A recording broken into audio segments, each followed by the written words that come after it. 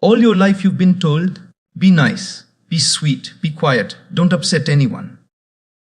But let me ask you a question today. While you were being nice to everyone, who was being nice to you? While you were carrying the burden of pleasing the world, who was carrying the burden of your happiness? My dear friends, being kind is divine, but being a doormat is not. God never created us to shrink ourselves just so others can shine. He gave us a soul filled with dignity, strength, and wisdom. And when you stop being just the nice girl and start being the real you, everything begins to change. Today, let's discover how to rise with respect, how to honor your own worth, and how to walk with the strength that the divine has already placed within you. Kindness is often mistaken for weakness, but in truth, it is one of the greatest strengths God has blessed us with.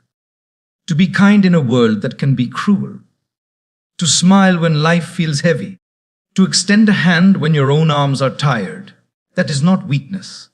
That is strength clothed in gentleness. But here lies the confusion. Many people assume that being kind means allowing others to walk over you, to misuse your patience, to silence your voice. And this is where the journey of understanding begins. Real kindness is not about diminishing yourself. It is about rising with dignity while still choosing compassion. Think about a candle. When it burns, it gives light to everyone around. But the candle never apologizes for glowing. The candle does not allow the wind to blow it out without a fight. It bends, but it does not surrender its flame so easily. That is how kindness must be in our lives. You can shine for others, but you must also protect your flame. Because if you burn out, there is no light left for you or for anyone else. In daily life, many of us confuse politeness with submission. For example, a young woman at work who is always the one to stay late, always the one to say yes to extra tasks, always the one to carry everyone's load while her own dreams sit on the shelf. At first, people call her so nice, so helpful, so sweet. But over time, they stop respecting her sacrifices because she never draws a line. Her kindness turns into an expectation, and her presence becomes invisible. This is the danger of misunderstood kindness. It drains you until nothing is left. Now imagine the same woman deciding one day to change. She still smiles. She still helps when she can. But she starts saying, I won't be able to take this on today. She begins protecting her evenings to rest, to spend time with her family, or to pursue her passions. At first, people may be shocked. They may even call her selfish. But slowly something shifts. They start realizing she values herself. They begin respecting her boundaries. And most importantly, she begins to feel lighter, freer, and stronger. This is the transformation from kindness as weakness to kindness as power. True kindness does not require you to harm yourself to help others. Look at nature for guidance. The tree gives shade, fruit, and shelter, but it still stands firm with deep roots. If a storm comes, it bends, but it does not uproot itself to please the wind. That is how our kindness should be deeply rooted in self-respect. You can bend, you can give, but you must not destroy yourself for the sake of appearing nice in relationships too. This lesson is vital. Many times women stay silent to avoid conflict. They forgive and forgive even when their hearts are breaking, because they are told a nice girl doesn't argue. But what is the result? Their silence becomes approval. Their patience becomes permission for others to disrespect them again and again. But when that same woman finds her voice and says, I love you, but I will not allow this behavior, her kindness transforms. She is no longer the nice girl. She becomes the strong girl. She still cares, but she cares about herself too. We must remember that God never asked us to sacrifice our dignity in the name of kindness. He asked us to live with compassion, balance, and wisdom. Compassion means helping others, yes, but balance means helping yourself too. And wisdom means knowing the difference between serving others and serving their selfishness. Imagine a river. It flows endlessly, quenching the thirst of villages, giving life to fields, carrying boats across its waters. The river is generous, yet it has boundaries. It does not allow itself to be drained dry. When the river overflows without boundaries, it causes floods.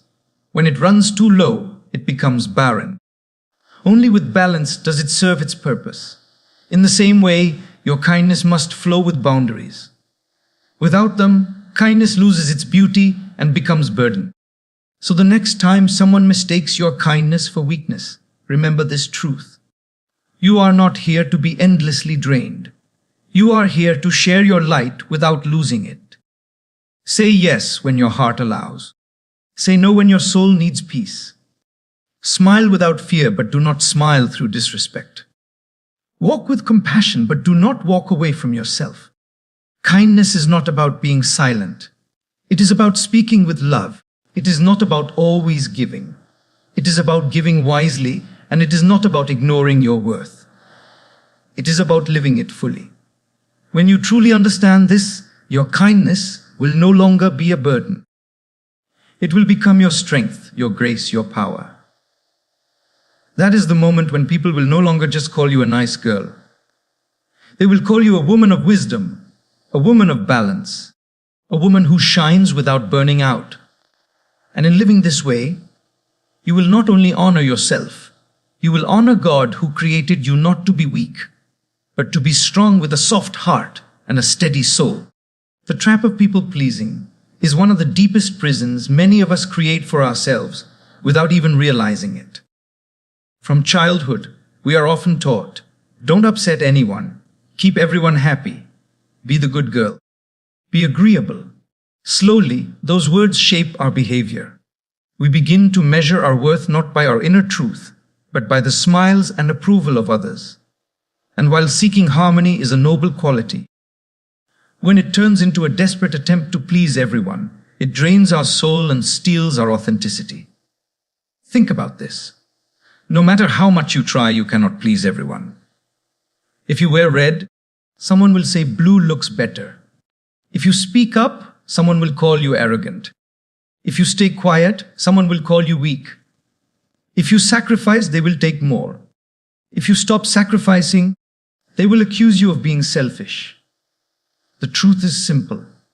No matter what you do, someone will always be dissatisfied. So why should you sacrifice your peace just to meet their endless demands? Daily life gives us countless examples. Imagine a young student who agrees to help every friend with their assignments, even when she has her own deadlines.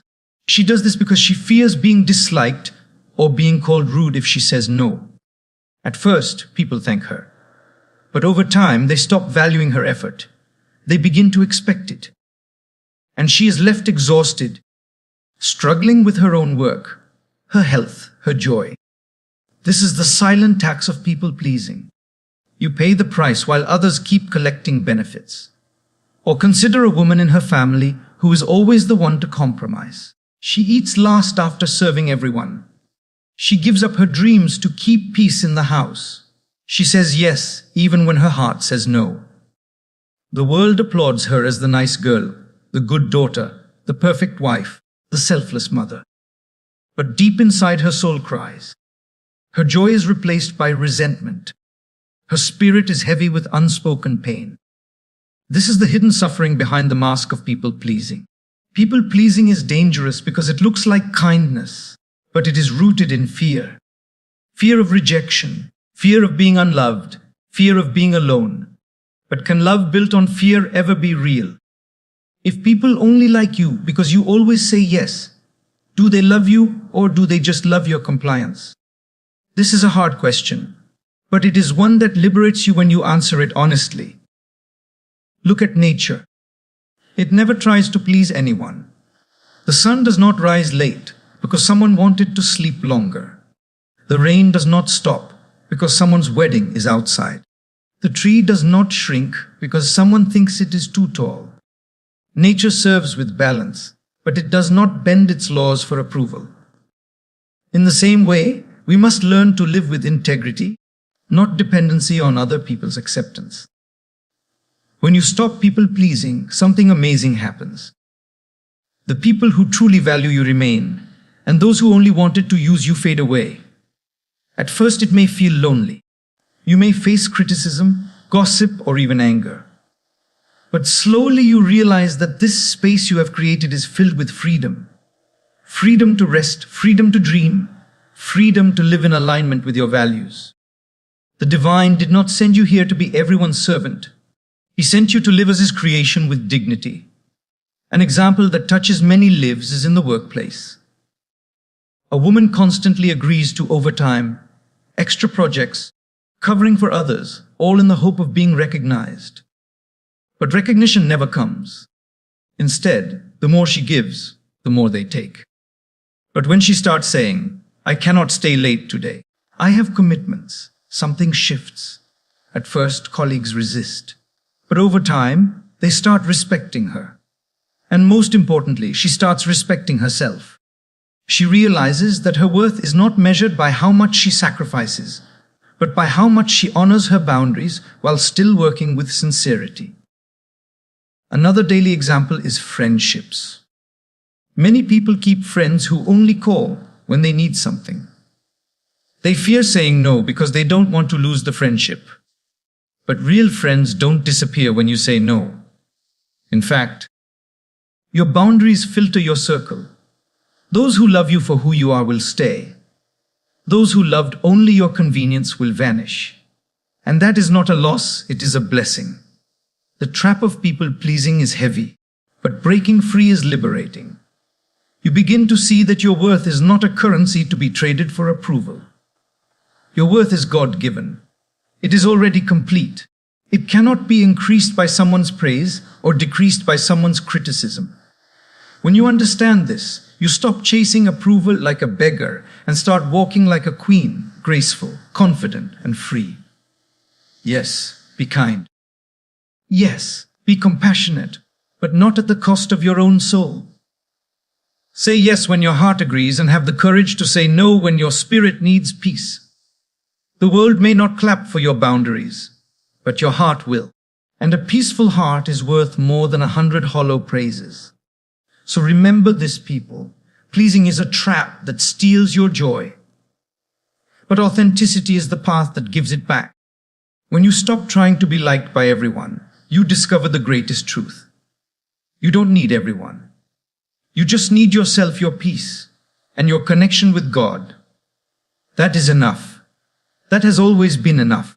Boundaries are often misunderstood. Many people think boundaries mean pushing others away, becoming cold, or building walls. But in reality, boundaries are not about separation. They are about protection. They are not walls that shut people out, but doors that teach others how to enter your life with respect. Boundaries are the invisible lines that define where your responsibility ends and another person's responsibility begins. Without them, you live in exhaustion, but with them, you live in peace. Every aspect of life demonstrates the importance of boundaries. Consider the ocean. It is vast, powerful, and beautiful. But if it did not have a shoreline to contain it, it would overflow and drown everything in its path. The shore does not weaken the ocean. It gives the ocean shape and purpose. Similarly, in our lives, boundaries do not weaken us. They give us strength, clarity, and balance.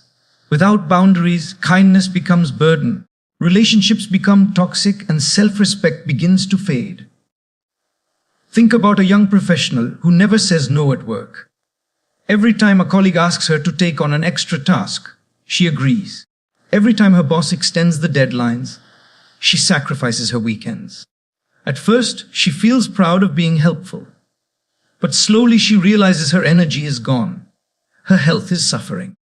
Her relationships outside of work are neglected and her personal dreams are forgotten.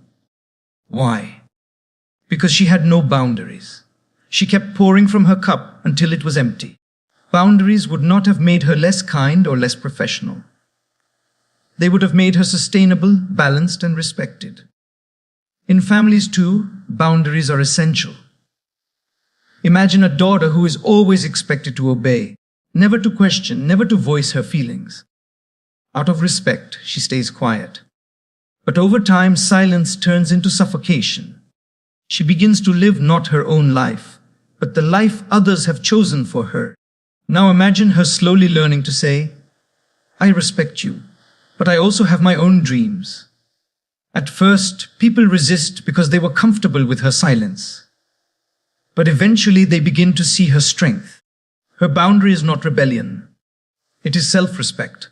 And true love, whether in a family or in friendships, learns to respect boundaries. Boundaries are not about selfishness. They are about balance. When you say no to something that drains you, you are saying yes to something that nourishes you. When you decline to be treated with disrespect, you are affirming your dignity. The world may not always applaud your boundaries, but your soul will. And a soul at peace is more valuable than the temporary approval of others. Look at nature again. Day has a boundary and night has a boundary. If there were no boundary between them, life would collapse into chaos. The sun rises and sets on time. It does not shine 24 hours just to please the earth. It shines in balance. And because of that, life exists. Boundaries, therefore, are a divine law woven into creation. To live without boundaries is to live against the rhythm of life itself. A powerful example lies in friendships. Suppose you have a friend who constantly calls you only when they need help, who never listens to your struggles, who drains your energy, but never gives back. If you keep saying yes thinking that loyalty means self-sacrifice, you are not nurturing a friendship. You are nurturing dependency. But the moment you begin to set boundaries, limiting how much of yourself you give, choosing when to say no, you begin to see who truly values you. A real friend will adjust, respect, and grow with you. A false friend will disappear. Boundaries reveal the truth of relationships. Boundaries also teach self-discipline. When you set boundaries with yourself, like deciding when to rest, when to work, when to disconnect from distractions, you begin to master your own life. Without self-boundaries, you scatter your energy everywhere and achieve nothing. Boundaries, therefore, are not only about protecting yourself from others, but also about guiding yourself toward balance. Many fear that boundaries will make them unkind or unloved. But the opposite is true. Without boundaries, your kindness becomes resentment. You give so much that you eventually feel used, bitter, and empty. But with boundaries, your kindness remains genuine. Your love remains pure because it comes from a place of choice, not compulsion. You are no longer giving out of fear of rejection, but out of the fullness of your heart. The greatest strength of boundaries is that they create respect. When you respect yourself enough to set limits, others learn to respect you too. People treat you according to the rules you teach them. If you teach them that your time, energy, and emotions have no limits, they will take endlessly. But if you show them that your kindness is strong yet guarded, they will adjust their behavior. Respect always begins with self-respect, and boundaries are the language of self-respect. Remember, boundaries do not mean shutting out love. They mean allowing the right kind of love to enter. Boundaries do not mean refusing help. They mean giving help without destroying yourself. Boundaries do not mean walking away from people. They mean walking toward balance. They are not chains. They are the wings that allow you to fly without being weighed down. So let boundaries be your strength. Let them be the shoreline that gives shape to your ocean. The sunrise and sunset that balance your days. The quiet no that protects your soul. And the gentle yes that keeps your kindness alive. Because when you master the art of boundaries, you don't lose people. You lose only the ones who were never meant to walk with you. And in that space, you gain yourself, your peace, and your connection with the divine who always intended for you to live with dignity, not depletion. So many of us live our lives apologizing for simply being who we are. We shrink ourselves to fit into boxes society has created. We soften our voices so we don't disturb anyone, and we bend our personalities so we can be liked. But let me remind you of something deeply powerful. You do not need to apologize for existing. You were created by God with intention, with purpose, and with uniqueness that no one else in this world can ever replace. To apologize for existing is to apologize for God's creation. And that is something we must never do. Think about how often you say sorry when you really don't need to. You say sorry for speaking your mind. You say sorry for being too emotional. You say sorry for taking space.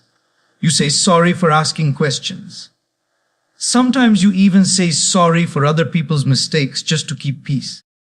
This constant apology becomes a habit, and soon you begin to believe that your very presence is a burden. That is the silent poison of unnecessary apologies. It convinces you that you are too much when in reality you are exactly enough. Let's take an everyday example. A young woman in a meeting shares her idea, and immediately she begins with, "Sorry, maybe this isn't important." But do you see what happened? Even before she allowed her truth to be heard, she minimized it. She apologized for daring to take space in the room. Over time, this habit chips away at confidence until she believes her ideas are never good enough. But imagine her standing with her head held high and saying, "I have something valuable to share." No apology, no shrinking, just truth. That small shift is powerful. It tells the world I belong here and my voice matters. Or consider relationships. Many women find themselves apologizing constantly, even when they've done nothing wrong. They say sorry for being tired, sorry for needing time, sorry for wanting respect. Sometimes they even say sorry when others mistreat them, as if their existence somehow provoked the wrong. But why must your dignity be accompanied by an apology? True love, true friendship, true respect does not demand that you erase yourself. It welcomes you fully as you are. We must learn from nature. Does the sun apologize for shining too brightly?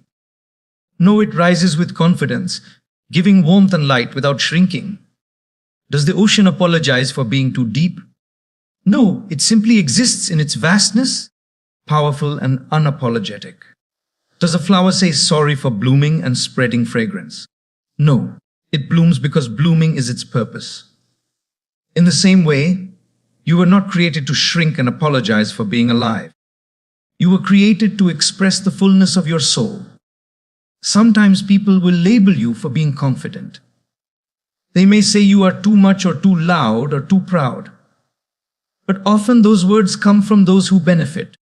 When you stay small, they feel more comfortable when you are apologetic, when you silence yourself, when you carry guilt that doesn't belong to you. But you must rise above this. You must understand that your existence is not negotiable. It is not something you need to justify. You are here because the divine wanted you here, and that truth alone is enough. Think about a young girl who loves to paint. Every time she shows her art, she says it's not that good. Slowly she begins to believe her art is worthless even though it is beautiful. But the day she decides to stop apologizing, to proudly show her colors, her art begins to inspire others. That is the magic of living unapologetically. When you stop hiding, your light becomes a guide for others. Living without apology is not arrogance. It is not about ignoring mistakes. When you genuinely hurt someone, of course, a sincere apology is a sign of humility. But that is very different from apologizing for existing. The first comes from responsibility. The second comes from insecurity, and we must learn to separate the two. When you stop apologizing unnecessarily, you start walking differently. Your shoulders straighten. Your voice becomes clearer. Your presence feels stronger. People notice this shift. They begin to respect you. Not because you demanded it, but because you stopped begging for it with every sorry. Respect begins with you. When you treat yourself as worthy, others are forced to do the same. There is a story in every woman's life of a time she apologized for nothing. Apologized for her body, for her dreams, for her choices. But the moment she realizes she has nothing to apologize for, she is free.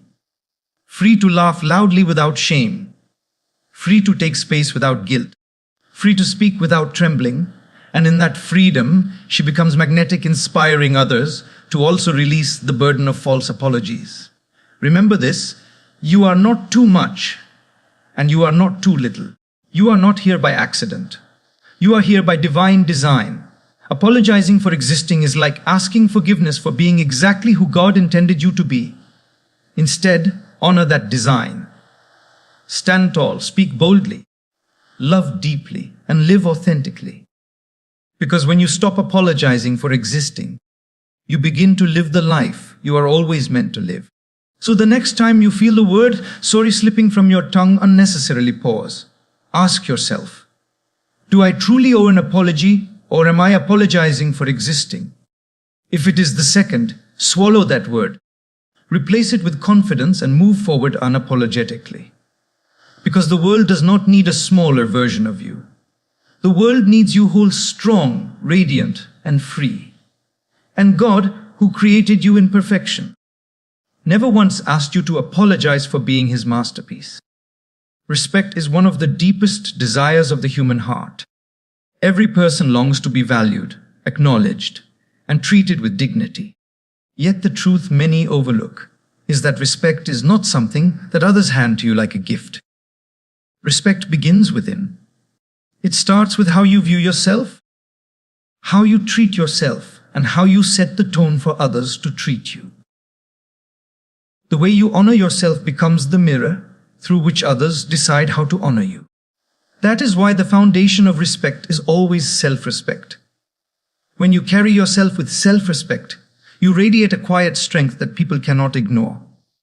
You no longer beg for validation or cling to approval. Instead, you walk with an energy that says, I know who I am, and I will not allow anyone to treat me as less. This is not arrogance. It is alignment.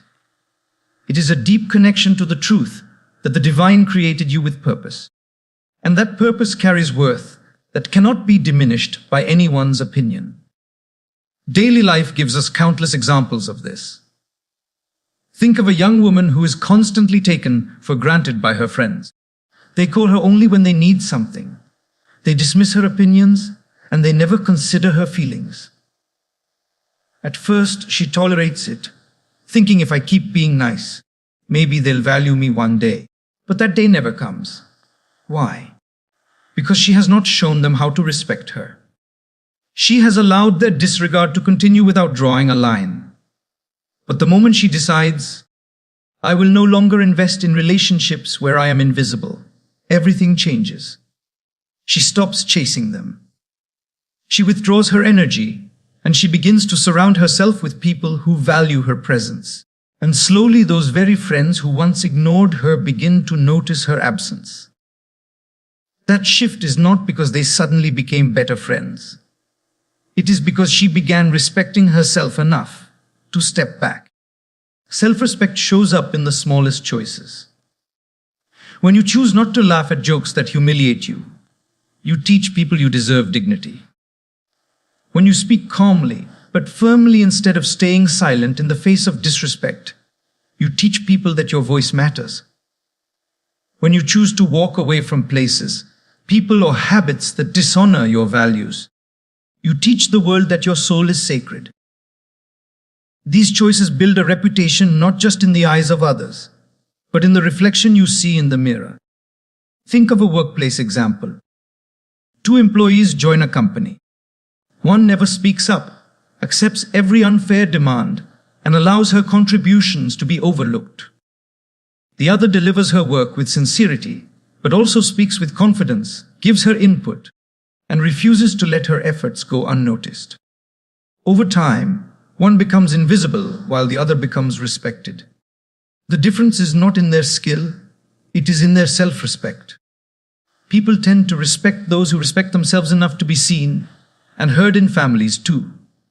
This lesson is crucial. Many women sacrifice endlessly, hoping their silence will earn them respect.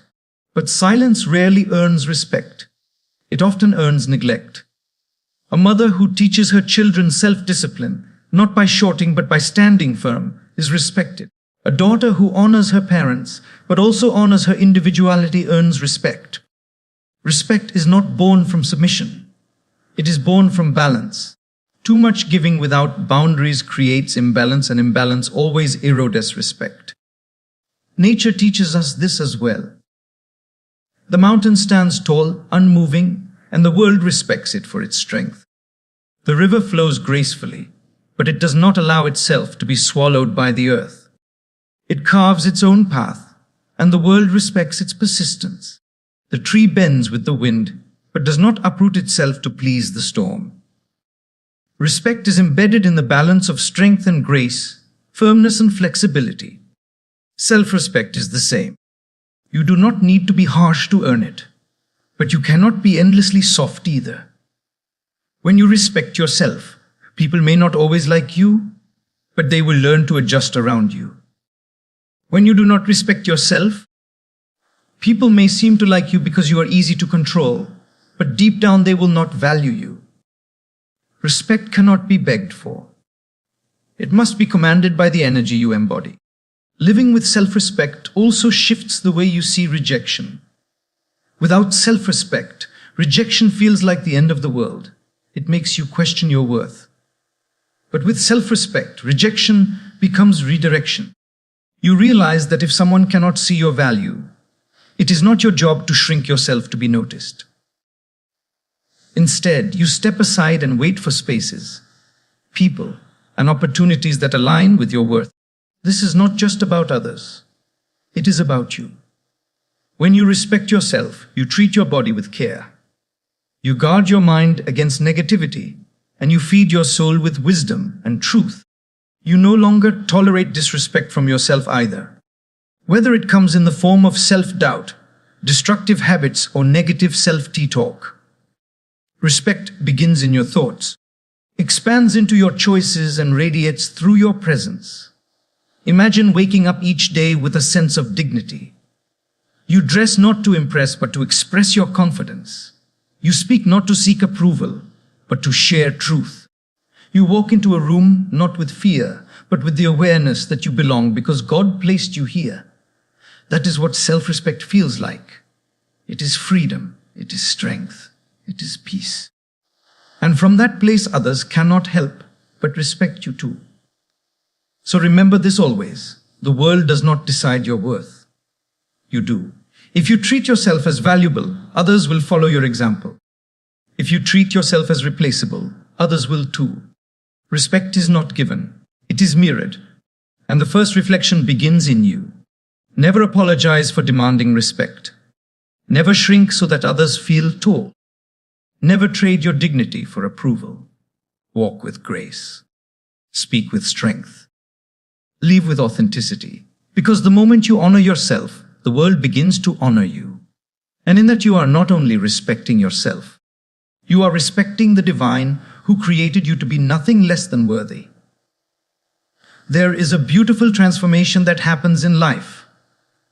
When you stop trying to be the nice girl and instead grow into the wise girl. Being nice often means you live in fear of judgment. You bend to please others. You silence your own needs just to maintain harmony. But wisdom is different. Wisdom teaches you when to give, when to step back, when to say no, and when to walk away. Niceness without wisdom is weakness. But niceness with wisdom becomes power. And this power is not harsh or arrogant. It is graceful, balanced, and deeply respected. Let's look closely at the difference. A nice girl always says yes. She believes that saying yes makes her loved, accepted, and safe. She thinks that by never disappointing others, she will earn their affection. But in reality, people start taking advantage of her. They stop valuing her presence because she has taught them she will always be available, always be accommodating, always put herself last. On the other hand, a wise girl also knows how to say yes, but she says it with awareness. She helps when she truly can, not when it drains her. She serves out of strength, not fear. And when something threatens her peace or dignity, she has the courage to say no without guilt. In daily life, this distinction shows up everywhere. Imagine a friend group where everyone relies on one girl to organize every outing, solve every conflict, and always adjust her schedule. The nice girl will keep doing it even when she is tired, because she fears that if she refuses, her friends won't like her. But the wise girl knows her worth. She might say, "I love spending time with you all, but I can't take responsibility every time. Let's share the effort." At first, people may resist. They were used to her endless yes, but slowly they begin to respect her. Her wisdom creates balance, and that balance strengthens the friendship instead of draining her spirit. Wisdom also means recognizing when silence is strength and when silence is surrender. The nice girl stays quiet, even when she is being disrespected, thinking it is the polite thing to do. But the wise girl knows that silence, in the face of disrespect, becomes permission. She speaks calmly with dignity, not to argue, but to affirm her worth. Her voice may not be the loudest in the room, but it carries power because it is backed by self-respect. Another example is in relationships. A nice girl might keep forgiving the same hurtful behavior, telling herself that patience is love. But love without boundaries is not love. It is tolerance of pain. The wise girl forgives once, maybe twice, but she also sets limits. She communicates clearly. "I value this relationship, but I cannot allow this behavior." If the pattern continues, she has the courage to walk away. Not because she is cruel, but because she honors herself. That is wisdom. And true love, when it exists, will always respect wisdom more than blind niceness. Wisdom also teaches balance in giving. The nice girl gives endlessly her time, her energy, her care. Even when her own cup is empty, the wise girl understands the law of nature. You cannot pour from an empty cup. She gives generously, but she also refills herself. She rests, she heals, she grows so that her giving remains pure and strong. In this way, her kindness is sustainable, not draining. Think of the workplace again. The nice girl takes on every extra task, works overtime without protest, and sacrifices her well-being in the hope of being noticed. But often she remains invisible because people only see her as someone who will always comply. The wise girl, however, delivers her work with excellence, but also sets boundaries. She communicates clearly what is possible and what is not. She does not fear being disliked for protecting her time, because she knows her worth does not depend on others' approval. Over time, people respect her professionalism and see her as a leader, not just a follower. Wisdom also gives freedom from guilt.